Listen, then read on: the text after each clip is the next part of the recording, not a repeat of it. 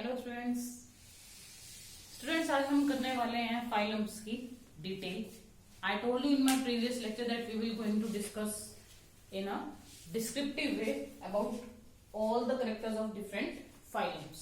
Okay, so let's start with the first phylum of animal kingdom, that is Porifera. देखो students, हर एक phylum का ना कुछ specific character रहेगा। बहुत इजी है बच्चे, ये मत सोचना कि 11 फाइलम्स हैं कैसे क्रैम करेंगे। क्रैम करने की जरूरत नहीं है। कुछ चीजें हैं जिसकी हेल्प से आप क्या कर सकते हो, याद कर सकते हो चीजों को। यहाँ पे देखो फाइलम का नाम क्या है, पोरीफेरा। पोरीफेरा के नाम से ही पता चल रहा है कि यहाँ पर पोर्स वर्ड आ रहा है। पोर्स का मतलब होल, छेद होना बॉडी में। तो इस डायग्राम में देखो पूरी बॉडी में छोटे छोटे होल्स हैं। ये मैंने डायग्राम किसका बनाया है, एक स्पॉन्ज जो है, जो पोरीफेरा फाइलम में आता है, उसका डायग्राम इस तरीके से है। ठीक है, तो यानी कि इस फाइलम में ऐसे ऑर्गेनिज्म होंगे जिनकी बॉडी कैसी रहेगी, पोरस रहेगी। उनकी बॉडी में छोटे छोटे होल रहेंगे। चलिए करते हैं phylum Porifera. Porifera suppose paper में पूछ लिया, write down the different characters of phylum anything, मतलब लाइक पोरीफेरा पूछ लिया, सिलेंट्रेटा पूछ लिया, इस तरीके से। तो कई बार क्या करते हैं बच्चे, मुश्किल से 3-4 पॉइंट लिखे और फिर वो भूल जाते हैं कि लिखना क्या है। तो इस चीज के लिए कैसे ओवरकम करोगे इसको, कि हमने जैसे अपने लेक्चर्स में किया था कि बेसिस ऑफ क्लासिफिकेशन क्या क्या था, सर्कुलेटरी सिस्टम कैसा था, सिमिट्री कैसी थी, रिप्रोडक्शन कैसा था, राइट। और डिप्लोब्लास्टिक थे कि ट्रिप्लोब्लास्टिक थे, सर्कुलेटरी सिस्टम ओपन टाइप था कि क्लोज टाइप था, डाइजेशन कैसा था। तो कुछ करेक्टर ना माइंड में सेट कर लीजिए। ये 6-7 करेक्टर हैं जिसके बेसिस पे आपने ऑर्गेनिजम्स को क्लासिफाई किया था। अगर वो 6-7 करेक्टर किसी फाइलम को डिस्क्राइब करते हुए आप मेंशन कर देते हैं जो फाइलम का करेक्टर एक्चुअल में होगा, तो आपके वहां पे फाइलम की डिटेल कंप्लीट हो जाती है along with the example you have to write it. तो देखिए सबसे पहले first point about the Porifera, mostly marine. यहां पे मोस्टली वर्ड लिखा है, दैट मीन्स कि कुछ ना कुछ एक्सेप्शन जरूर मिलेगा। Mostly marine asymmetrical organisms, mostly marines asymmetrical organisms। ठीक है स्टूडेंट्स, ये जो हैं पोरीफर्स, ये मैराइन नेचर के होते हैं, यानी कि सॉल्टी वाटर में रहेंगे, फ्रेश में नहीं। फ्रेश के भी होते हैं, इसलिए हमने ऑल नहीं लिखा, मोस्टली लिखा है। एसिमेट्रिकल हैं। आगे आप first basis of classification symmetry, कोई सिमिट्री ही नहीं है। ये देखो शेप, क्या इसमें कोई सिमेट्री नजर आ रही है? क्या कोई से भी प्लेन से अगर आप डाइसेक्ट करोगे तो बॉडी इक्वल हाफ में डिस्ट्रीब्यूट हो सकती है? नहीं। तो इसलिए हमने क्या कहा कि they are asymmetrical in nature. Come to the second point, primitive forms है बच्चे। They are the primitive forms of cellular level of organization. Cellular level of organization. ठीक है, प्रिमिटिव का मतलब क्या होता है, पुराना।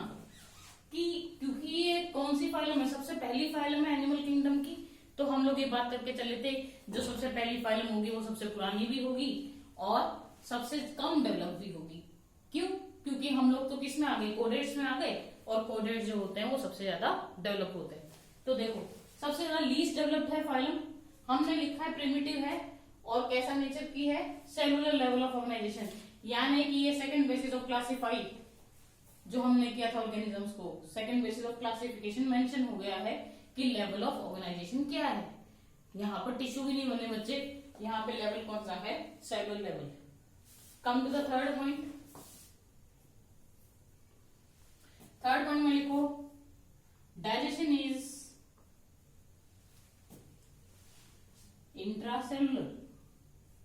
डाइजेशन जो है बच्चे पोरीफेरा का, वो कैसा है, इंट्रासेलुलर है। यानी कि सेल के अंदर जाके चीजें डाइजेस्ट होती हैं। सेल के अंदर अपने पास एंजाइम होंगे, डाइजेस्टिव एंजाइम होंगे, लाइटिक एंजाइम्स होंगे, वो क्या कर रहे हैं, लाइसिस कर रहे हैं, जो भी इसने फूड एनगल्फ किया है, और इसलिए हम लिख रहे हैं डाइजेशन इज इंट्रासेल्युलर। ये हमने एक बेसिस किया था क्लासिफिकेशन का, याद हो तो डाइजेशन कैसा है। फोर्थ में लिखिए जो इसका सबसे डिफरेंट कैरेक्टर है, water canal system is present. Water canal system is present. Water canal system का मतलब देखो बच्चे, ये डायग्राम, ठीक है, ये मैंने क्या किया हुआ है, इस स्पॉन्ज को डाइसेक्ट करके अंदर का स्ट्रक्चर दिखाने की कोशिश की है। तो देखो, वाटर कैनाल सिस्टम का मतलब ऐसा सिस्टम जिसमें वाटर जो है पूरी बॉडी से सर्कुलेट होके निकल जाता है। कैनाल का मतलब क्या होता है, नहर, नदी, ऐसा कुछ, ठीक है। तो यहाँ पे भी देखो पानी जो है पूरी बॉडी से होके निकल रहा है। अब ध्यान से देखिए, ओस्टिया, ओस्टिया वो ओपनिंग है बच्चे जहां से पानी अंदर जाएगा, उसको हम क्या बोलते हैं, ओस्टिया बोलते हैं। जब डिफरेंट ओस्टिया से पानी अंदर चला गया तो अब क्या होगा, पूरी बॉडी से सर्कुलेट करके बाहर की तरफ निकलेगा। जो ये बाहर की तरफ निकल रहा है उस स्ट्रक्चर को बोलते हैं ऑस्कुलम। क्या बोलते हैं, ऑस्कुलम। तो वाटर एंटर कहां से किया, ओस्टिया से, निकला कहां से, ऑस्कुलम से। ये दो स्ट्रक्चर्स जो है ये ध्यान रखना। तो वाटर कैनाल सिस्टम प्रेजेंट है। क्वेश्चन ये राइज होता है कि इसका फूड क्या है, खाता क्या है। तो देखो, वाटर है, वाटर में न्यूट्रिएंट्स हैं, ठीक है ना, मिनरल्स घुले हुए हैं वाटर में। जब वाटर बॉडी में एंटर कर गया, मैराइन वाटर, और पूरी बॉडी से सर्कुलेट होता हुआ ऑस्कुलम के थ्रू बाहर निकल गया, तो इसकी बॉडी को जितने न्यूट्रिएंट्स एब्जॉर्ब करने थे वो इसने कर लिए। समझ गए, ये ही इसका फूड है। क्योंकि छोटा सा ऑर्गेनिज्म है, एनर्जी लेवल छोटी सी है, फूड की रिक्वायरमेंट भी छोटी रहेगी। तो वाटर ने जो है इसकी न्यूट्रिशनल रिक्वायरमेंट जो है वो क्या कर दी है, फुलफिल कर दी है। ओके, तो ये इसका मोड ऑफ फूड इनटेक है। इंजेशन, डाइजेशन सब कुछ यहीं पर आ गया, वाटर कैनाल सिस्टम के थ्रू होता है। ओके, नेक्स्ट पॉइंट, ये भी इसका जो स्पेसिफिक कैरेक्टर था हम शुरू में डिस्कस कर चुके थे। Body is porous in nature. Body is porous, छेद हैं छोटे छोटे, पोरस इन नेचर। ठीक है, कितने पॉइंट्स हो गए हैं, 5 पॉइंट्स हम ऑलरेडी लिख चुके हैं। चलिए आगे की कैरेक्टर्स करते हैं इसके।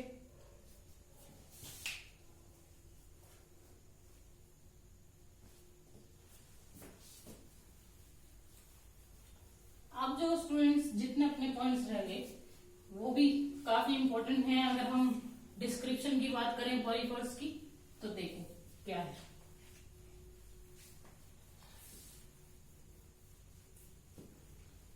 पोरस बॉडी हम कर चुके हैं। सीलोम, मैंने अपने प्रीवियस लेक्चर में आपको बताया था सीलोम क्या होता है, कैविटी। ठीक है, तो next point, 6th point, स्पोंजोसील is present. स्पोंजोसील is present. स्पोंजोसील का मतलब क्या होता है, देखो सबसे पहले तो तुम्हें ये पता होना चाहिए कि हम बार बार ये स्पॉन्ज वर्ड क्यों लेके आ रहे हैं। तो मैं तुम्हें बता दूं कि पॉलीफेरा का एग्जाम्पल जो है बच्चे, यहाँ पे स्पॉन्जेस आ जाता है। एग्जाम्पल में स्पॉन्जेस है, ठीक है, साइकोन है, साइकोन जो है इस तरीके से लिखते हैं। ये सारे एग्जाम्पल्स हैं किसके, पॉलीफेरा फाइलम के। तो स्पॉन्जोसील का मतलब स्पॉन्जेस के अंदर जो कैविटी है उसको हम कह रहे हैं स्पॉन्जोसील। ओके, स्पॉन्जेस के अंदर कैविटी, स्पॉन्जोसील इज प्रेजेंट। ये भी इंपॉर्टेंट कैरेक्टर है। Which is lined by special cells called कोहेनोसाइट्स। कोहेनोसाइट्स कई बार 1 मार्क्स में पूछ लेते हैं बच्चे कि ये कोहेनोसाइट्स जो है ये क्या होते हैं। ठीक है, ये एक्चुअली क्या फंक्शन प्ले, क्या रोल प्ले कर रहे हैं, ये अपने को देखना होगा। तो देखो कोहेनोसाइट्स क्या करते हैं, इनको लोकली क्या बोलते हैं, they are also called as collar cells. Collar cells क्यों बोलते हैं, कोहेनोसाइट्स क्या होता है। देखिए स्पॉन्जोसिलियरी अंदर की कैविटी, यहां पर एक स्पेसिफिक टाइप के सेल्स होते हैं कुछ इस तरीके से और ये उनका निकला होता है सीलिया। तो सोचो कि पूरी की पूरी जो स्पॉन्जोसील है वो ऐसे सेल्स से कवर है।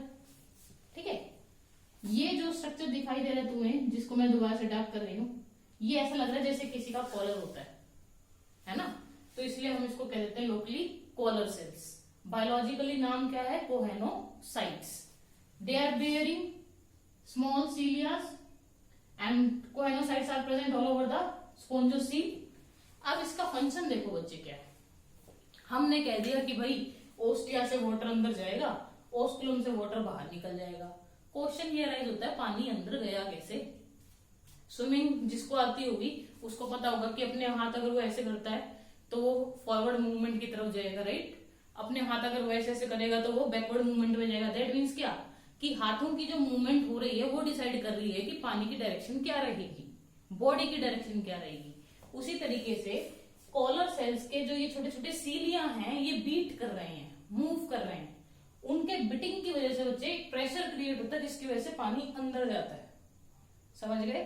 दोबारा से सुनो, कोहेनोसाइट्स के पास सीलिया है, कोहेनोसाइट्स पूरी स्पॉन्जोसील में लाइन है, सबके सीलिया एक साथ बीट कर रहे हैं और इस कंटिन्यूअसली बीटिंग की वजह से एक पर्टिकुलर डायरेक्शन क्रिएट हो रही है जिसकी वजह से वाटर जो है वो एंटर कर रहा है थ्रू ओस्टिया और बाहर निकल जाएगा थ्रू ऑस्कुलम। तो अब आपको पता चल गया होगा कि कोहेनोसाइट्स का रोल है क्या। They create a proper water current. Okay, तो देखो यहाँ पे हमने लिखा है कोहेनोसाइट्स कॉलर सेल्स। ध्यान रखना ये सिर्फ आपको कहाँ मिलेंगे, स्पॉन्जेस में मिलेंगे, ये इनका एक स्पेसिफिक कैरेक्टर है। Okay, come to the next point, 7th point,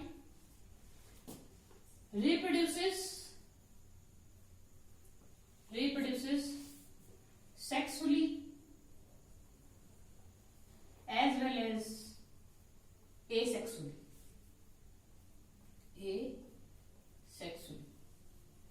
ठीक है फ्रेंड्स, एसेक्सुअल अगर रिप्रोडक्शन है, क्योंकि आप 10th क्लास में पूरी डिटेल पढ़ के आ चुके हो types of asexual reproduction, sexual reproduction, तो आई होप ये आपको आता होगा। अगर नहीं आता तो कोई बात नहीं, बट 10th क्लास की एनसीईआरटी की बुक खोल के गो थ्रू कर लेना। ओके, अगर एसेक्सुअली है तो एसेक्सुअली होगा थ्रू फ्रेगमेंटेशन, फ्रेगमेंटेशन के थ्रू होगा बच्चे एसेक्सुअल रिप्रोडक्शन स्पॉन्जेस में। अगर सेक्सुअली हो रहा है तो सेक्सुअली का मतलब क्या कि फॉर्मेशन ऑफ गैमेट्स तो होंगे, स्पर्म भी फॉर्म होगा, एग भी फॉर्म होगा। तो अगर हम बात करें किसकी, सेक्सुअल रिप्रोडक्शन की इन स्पॉन्जेस, तो there will be formation of gametes, formation of gametes will occur in same body। एक ही बॉडी के अंदर एग भी बन गया, स्पर्म भी बन गया। ठीक है, डिफरेंट डिफरेंट बॉडी नहीं है। ऐसी कंडीशन को जूलॉजी में या बायो में हम लोग क्या बोलते हैं, हर्माफ्रोडाइट। देखिए हर्माफ्रोडाइट,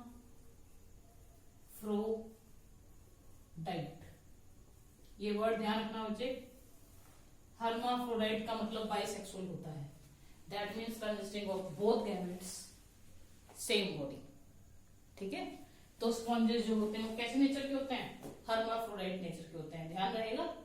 तो सेक्सुअल रिप्रोडक्शन अगर होगा अगर, तो they are of hermaphrodite nature. That means formation of egg, formation of sperm will occur in the same body and fertilization will take place after that, right. और अगर asexual की बात करोगे तो फिर कैसे होगा रिप्रोडक्शन, फ्रेगमेंटेशन के थ्रू होगा।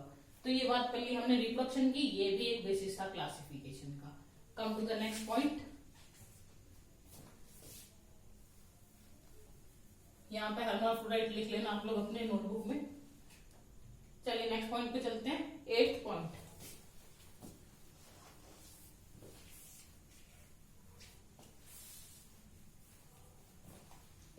बच्चे हम बात करेंगे इसकी डेवलपमेंट की, कि डेवलपमेंट कैसी है। मतलब कि चलो ठीक है रिप्रोडक्शन हो गया, फिर चाहे वो सेक्सुअली हुआ हो या फिर एसेक्सुअली हुआ हो, तो डेवलपमेंट कैसी रहेगी। देखो बच्चों, जब हम क्लासिफिकेशन के बेसिस कर रहे थे तो वहां पे डेवलपमेंट वाला पॉइंट रह गया था वो एक्चुअली होता क्या है सुनिए। डेवलपमेंट जो होती है, development that can be direct और इनडायरेक्ट। ठीक है, अगर डेवलपमेंट डायरेक्ट है ना बच्चे, तो जो यंग वन है, यंग वन छोटा बच्चा will resemble exactly like adult, exactly like an adult, यानी कि जो छोटा बच्चा होगा उसके कैरेक्टर बिल्कुल ऐसे होंगे जैसे कि एडल्ट के होते हैं। ह्यूमन बीइंग की बात कर लो, जो छोटे बेबी होते हैं उसको देख के हमें पता चल जाता है कि वो जो है वो ह्यूमन बीइंग का बेबी है। क्यों? क्योंकि कुछ कैरेक्टर्स ऐसे हैं जिसके बेसिस पे आप आइडेंटिफाई कर लेते हो। तो अगर ऐसी डेवलपमेंट है तो उसको क्या कहोगे? डायरेक्ट, यानी कि कोई लार्वल वाली स्टेज नहीं आई, सीधा जो फर्टिलाइजेशन के बाद एम्ब्रियो बना है वो एम्ब्रियो एग्जैक्टली एडल्ट को रिजेंबल करता है। इनडायरेक्ट में several larval stages are included, several larval stages are present। ठीक है, बहुत सारे लार्वल स्टेजेस जो हैं वो प्रेजेंट हैं। ऐसी डेवलपमेंट को बोलते हैं इनडायरेक्ट। कैसे? तितली की बात कर लो, बटरफ्लाई की, एग, लार्वा, प्यूपा, एडल्ट, पढ़ रहे हो ना छोटी क्लासेस से। तो आप प्यूपा का स्ट्रक्चर देखना, क्या प्यूपा के स्ट्रक्चर को देखकर आप थोड़ा सा भी सोच सकते हो कि ये बटरफ्लाई बनने वाली है फ्यूचर में? नहीं। ठीक है, तो ऐसी डेवलपमेंट को हम लोग क्या कहते हैं? इनडायरेक्ट डेवलपमेंट, जिसमें यंग वन जो है वो एडल्ट को रिसेंबल नहीं करता और जिसमें स्टेजेस बहुत सारी आती हैं। तो हम स्पॉन्जेस पर थे, स्पॉन्जेस का ये कैरेक्टर देखो क्या है। फर्टिलाइजेशन एक्सटर्नल है कि इंटरनल है बच्चे? उसका मतलब देखो क्या है। अगर बॉडी के अंदर स्पर्म और एग फ्यूज किए हैं, I am repeating, if fusion of egg and sperm occurs inside the body, this kind of fertilization is called as internal fertilization, and if fusion of sperm and egg will occur outside the body, then it will be called as external fertilization। External fertilization का example क्या हो सकता है? Frog, frog के sperm और egg जो हैं वो पानी में आ जाते हैं, पानी में फर्टिलाइज करते हैं, तो वो एग्जाम्पल है एक्सटर्नल फर्टिलाइजेशन का। इंटरनल फर्टिलाइजेशन का एग्जाम्पल ह्यूमन बींग्स है, बॉडी के अंदर होती है फ्यूजन। ओके, तो यहाँ पे लिखिए कौन से पॉइंट पर थे, मेरे ख्याल 8 पॉइंट पर थे। लिखिए, फर्टिलाइजेशन इज इंटरनल, ये भी एक करेक्टर है बच्चे। फर्टिलाइजेशन जो है वो इंटरनल है, एंड डेवलपमेंट इज इनडायरेक्ट। ठीक है, ये जो पॉइंट हो गया ये किसका हो गया है? साइकोन का पॉइंट हो गया है। हमने कहा है कि फर्टिलाइजेशन जो है वो इंटरनल है, डेवलपमेंट जो है वो इनडायरेक्ट है। दैट मीन्स कि सेवरल लार्वल स्टेजेस इंक्लूड कर रही है ये, और मॉर्फोलॉजिकली डिफरेंट है फ्रॉम एन एडल्ट, वो जो लार्वल स्टेजेस है। ठीक है, एग्जाम्पल साइकोन, स्काइफा, स्पॉन्जिला। आपको एग्जाम्पल्स जरूर मेंशन करने पड़ेंगे बच्चे। तो ये एग्जाम्पल्स हैं किसके? पॉलीफेरा फाइलम के।